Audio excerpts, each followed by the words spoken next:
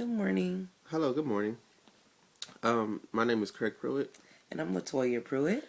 and we have this little mini series that we do, and we just want to encourage everyone. It's called Teaching Tools, and this morning we'll read the scriptures coming from Galatians 6-9.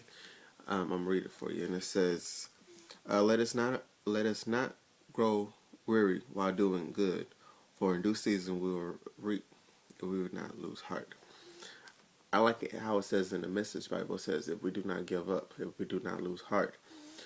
Even when things does not look good, when you feel like giving up, you can't lose heart. You cannot give up. Whenever you might not have the finances, or things might not looking as it should be, you gotta keep on moving. Gotta keep on pressing. Gotta keep on having faith that God will turn your situation around just for you. Because if you have those things in place, God will take care of you. Because sometimes in life we all go through some things, and the reason why I would go through them because He's preparing you for your greater, your shining moment, your breakthrough, your because if it wasn't for those things, you would not have to appreciate those things that brought you through when you didn't have much. So every time you get the opportunity, you should always thank God for when you just had little. So when you get more, you can say, "I remember when my lights was off. I remember when the kids didn't have much to eat, but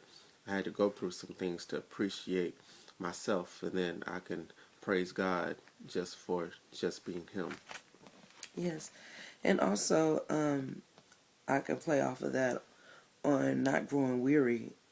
We will see our reward in the near future. And most of us will be doing good for a while and not see anything come of it. And then we start to doubt that anything good is going to happen. And so we start to slip a little. But God is really testing us to see how bad do we want a certain thing in our life.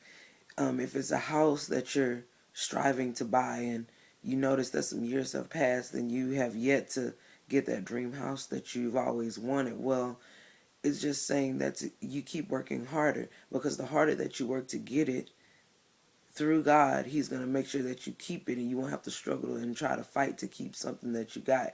When you try to rush through things, or if you give up hope, or if you have doubt that it's going to happen, then God starts to see that you don't have faith that He can bring it to pass and work it out for your good. And I can play off of that. There's been many situations where I've had to